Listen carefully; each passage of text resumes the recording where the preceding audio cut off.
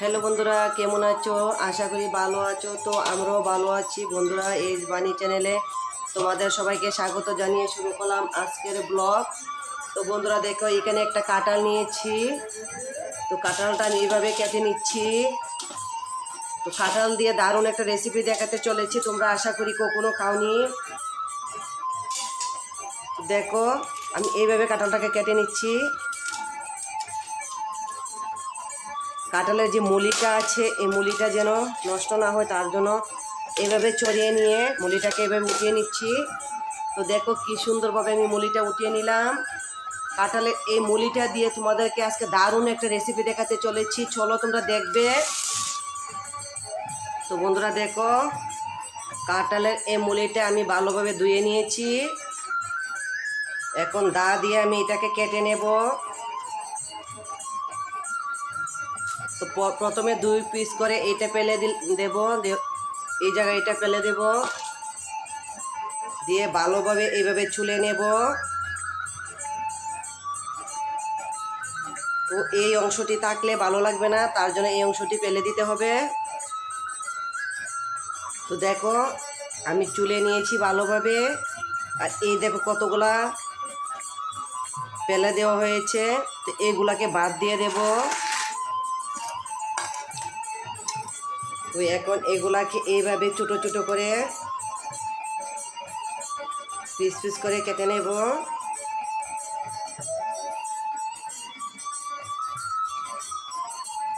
তো তোমরা চাইলে এগুলাকে আরও ছোটো ছোটো করে টুকরা করে নিতে পারো। তো আমি এইভাবে কেটে নিচ্ছি। তো দেখো, তো এরকম করে সবগুলো কেটে নেব। তো দেখো, সবগুলো আমি কি সুন্দরভাবে কেটে নিয়েছি, এই দেখো।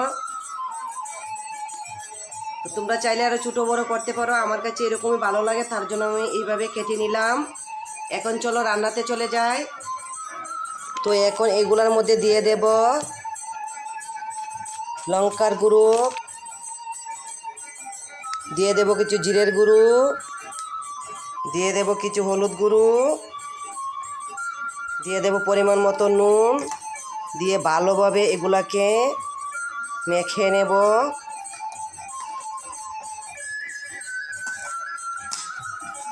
তো দেখো, সবগুলা একভাবে মিশিয়ে নিয়েছি।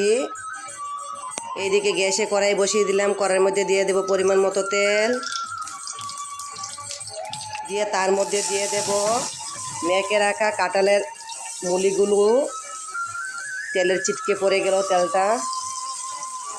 তো সবগুলা মুলি একসঙ্গে দিয়ে দেব, দিয়ে কিছু সময় নেড়ে ছেড়ে ভেজে নেব ভালোভাবে। দেখো কি সুন্দর লাগছে দেখতে।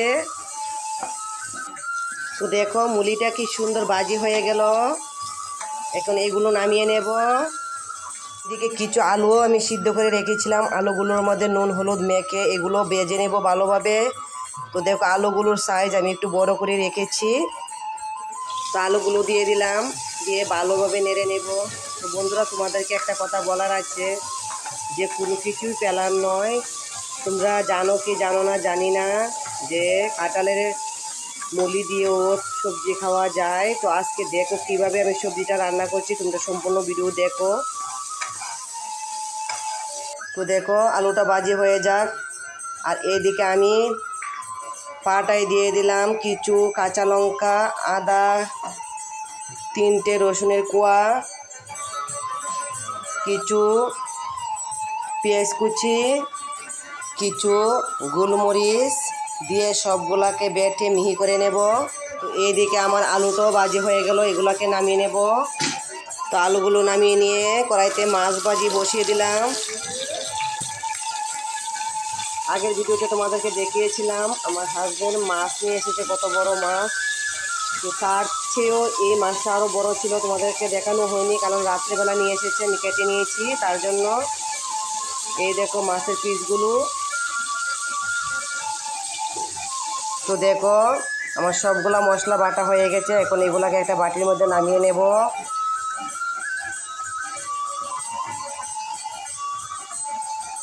যে বাটির মধ্যে আমি মশলাটা নিয়েছি সেই বাটির মধ্যে দিয়ে দেব কিছু হলুদ গুঁড়ো, দিয়ে দেব জিরের গুঁড়ো, দিয়ে দেব ধনের গুঁড়ো, দিয়ে দেব অল্প একটু শুকনো লঙ্কার গুঁড়ো, বেশি দেব না, শুকনো লঙ্কাটা অল্প একটু দেব।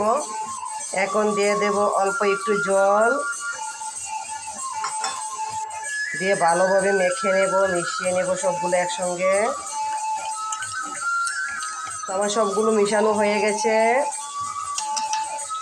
তো এইদিকে দেখো আমার মাছগুলো ভাজি হয়ে গেছে। তো আর বেশি ভাজবো না, বেশি ভাজলে এই সবজিটা ভালো লাগবে না, তার জন্য এরকম ভেজে আমি মাছগুলোকে নামিয়ে নিচ্ছি। মাছগুলো নামিয়ে কড়াইতে যে অবশিষ্ট তেলটা রয়েছে সেই তেলটা দিয়ে রান্নাটা করব। প্রথমে দিয়ে দিলাম একটা তেজপাতা, দেখো পাতাটা দেওয়ার সঙ্গে সঙ্গে লাল হয়ে গেল। এখন দিয়ে দেব কিছু পেঁয়াজ কুচি, দিয়ে ভালোভাবে নেড়ে ছেড়ে নেব। তো নেড়ে ছেড়ে দেখো পেঁয়াজটা লালচে কালার হয়ে গেছে। এখন তার মধ্যে দিয়ে দেব যে মশলার ব্যাটার একটা তৈরি করেছিলাম, মশলার ব্যাটারটা দিয়ে বাটিটা ধুয়ে একটু জল দিয়ে দিলাম, দিয়ে মশলাগুলো ভালোভাবে কষিয়ে নিচ্ছি। তো দেখো আমার মশলা কষানোটা হয়ে গেছে। এখন তার মধ্যে ঢেলে দেব আলু আর কাঁঠালের মুলিগুলো যে ভেজে রেখেছিলাম সে সবগুলা ঢেলে দিলাম, দিয়ে কিছু সময় ভালোভাবে নেড়ে ছেড়ে মশলাগুলো সবগুলোর গায়ে গায়ে লাগিয়ে নেব ভালোভাবে। তো দেখো এইভাবে কিছু সময় নেড়ে ছেড়ে নেব। তো দেখো সবজিগুলো দিয়ে ভালোভাবে ভেজে নিয়েছি, তোমরা দেখে বুঝতে পারছো। এখন তার মধ্যে দিয়ে দেব পরিমাণ মতো জল। তো জলটা দিয়ে একটু নেড়ে নিলাম। তো তার মধ্যে দিয়ে দেব নুন ছড়িয়ে, তো নুনটা ছড়িয়ে দিয়ে কিছু সময়ের জন্য রেখে দেবো এটা সিদ্ধ হওয়ার জন্য। তো দেখো সবজিটা কি সুন্দর সিদ্ধ হয়ে গেল। এখন তার মধ্যে দিয়ে দেব যে ভেজে রেখে রাখা মাছগুলো, দিয়ে আরও কিছু সময় সিদ্ধ করে নেব। তো দেখো আমার রান্নাটা হয়ে গেল। এখন তার মধ্যে দিয়ে দেব মশলা বাটা, গরম মশলা বাটা দিয়ে একটু নেড়ে নামিয়ে নেব। তো দেখো কি সুন্দর লাগছে, এইভাবে খেয়ে দেখো অবশ্যই ভালো লাগবে। তো বন্ধুরা ভিডিওটার বেশি বড় করলাম না, এখানে শেষ করলাম, টাটা।